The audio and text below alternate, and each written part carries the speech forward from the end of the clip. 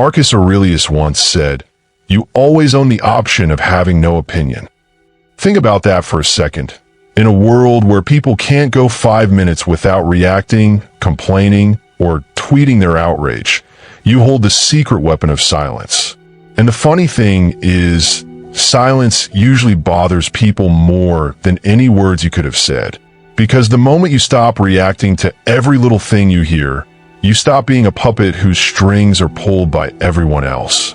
You start being the one who chooses what deserves your attention. Before we go deeper, if you're ready to master your emotions and think like a Stoic, make sure you like this video and subscribe. Now, let's talk about why reacting to everything is one of the fastest ways to lose your peace and your dignity. Number 1, the trap of immediate reaction. We live in an age of instant response. Someone says something about you, you reply instantly. Someone criticizes you online, you post a defense. Someone sends you a sarcastic text, you type back in seconds. The problem is, reacting without thinking means you're letting other people control your mind. You become like a pinball, bouncing around from one emotional trigger to the next. Stoicism teaches us to pause before responding. That pause is not weakness, it's power. It's the moment where you reclaim your ability to choose. If you respond in anger, you give the other person exactly what they wanted, your peace. If you respond calmly, or not at all, you keep the upper hand. The world will always be noisy. People will always have opinions. You don't have to attend every argument you're invited to. In fact, some of the most powerful people in history were those who mastered the art of holding their tongue. And here's the humor in it. Sometimes when you don't react, the other person starts over-explaining themselves, thinking you didn't understand, when really, you understood perfectly. You just decided it wasn't worth your breath. Number 2, words are just sounds, until you give them meaning. When someone insults you, it's easy to think their words have power on their own. But here's the truth. Words are just sounds in the air, until you decide they mean something to you. If a child called you a space alien, would you lose sleep over it? No. But if your coworker called you lazy, suddenly your whole day is ruined. The difference is your interpretation, not their words. Epictetus said, "It's not what happens to you, but how you react to it that matters." If you take every opinion personally, you will spend your life exhausted and angry.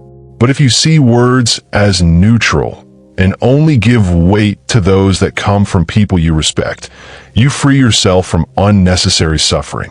Not every statement deserves your analysis. Some comments should pass through your mind like wind through an open window, in, out, gone. The less you cling to them, the less they control you. And honestly, most of the people who talk bad about you are too busy worrying about what others are saying about them. It's like a giant circle of insecurity, and you can step out anytime you want. Number 3, the cost of emotional whiplash. Every time you react instantly to something you hear, you spend emotional energy. And emotional energy is limited. If you waste it on petty comments, you'll have nothing left for the things that actually matter. Imagine trying to climb a mountain while stopping every 2 minutes to yell back at someone in the valley. You'd never reach the top. Stoics value emotional stability over emotional chaos. If someone tries to provoke you, see it as a test of your training. Are you the master of yourself, or are you just a leaf blown around by every breeze? Self-control isn't about ignoring reality. It's about choosing which parts of reality deserve your full attention. The truth is, the more you react to everything, the more predictable you become. People can push your buttons like they're playing a piano. But if you learn to delay your reactions, people start to realize those buttons don't work anymore. And here's the funny part. When people can't control you, they sometimes think you're cold or unbothered. That's fine. Let them think that. You're not here to play their emotional games. You're here to live in peace. Number 4, silence speaks louder. There's a reason the strongest people in a room are often the quietest. They understand that silence can be a response. Not every situation needs a speech, an argument, or a clever comeback. Sometimes, the most powerful move is simply not engaging. Seneca said, Better to trip with the feet than with the tongue. Words, once spoken, can't be taken back. And in the heat of the moment, our words are rarely our wisest. If you stay silent, you can always speak later. But if you speak too soon, you can't undo the damage. Your silence can be more unsettling than your anger. People expect drama. They expect reactions. When you give them neither, you leave them wondering. And that uncertainty can be more powerful than anything you could have said. And humor aside, silence has the added bonus of making people think you're mysterious. And who doesn't like a little mystery? It's better than being the person who has an opinion on absolutely everything, like the human version of a comment section. Number 5, choosing peace over noise. Reacting to everything is exhausting. Life is already stressful enough without adding unnecessary battles to it. You can't stop people from talking, but you can decide which voices you let into your mind. This is the essence of Stoic wisdom, controlling yourself when you can't control the world. You don't need to win every argument. You don't need to explain yourself to everyone. You don't need to have the last word. Sometimes the last word is simply walking away with your peace intact. When you stop reacting to everything you hear, you reclaim your time, your focus, and your dignity. You stop living like a puppet and start living like a master of your own mind. And here's the subtle joke life will play on you. The moment you stop reacting, you'll start hearing a lot less nonsense. Funny how that works. Number 6, the illusion of urgency. One of the biggest traps of reacting to everything is the belief that you must respond right now. This false sense of urgency comes from pride, the fear of losing if you don't speak immediately. But most of the time, the urgency is an illusion created by your emotions, not reality. The Stoics understood that time is a filter. If something is truly important, it will still matter tomorrow. If it's just noise, it will fade on its own. This is why they practice patience before responding, because what feels urgent today often feels trivial tomorrow. When you buy into the urgency trap, you let other people's timelines control your life. They click their fingers and you jump. But when you pause, you break that control. You send a message, I will respond when I decide, not when you demand. And here's the funny twist. When you take your time, people often imagine your silence as deep contemplation, when in reality, you might just be making coffee and forgetting they even spoke. Number 7, the ego's desire to be right. A huge reason people react instantly is because their ego can't stand to be misunderstood. If someone twists your words, you rush to clear things up. If someone spreads a rumor, you hurry to set the record straight. But the truth is, you will never correct every false story about you. People will believe what they want to believe. Marcus Aurelius wrote, "Waste no more time arguing what a good man should be. Be one." In other words, stop trying to convince the world of who you are.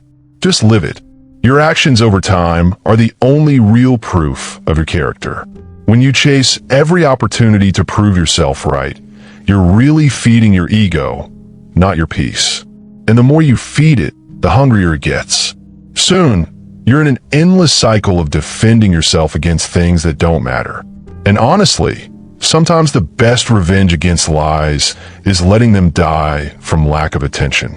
Nothing confuses a gossiper more than realizing you couldn't care less.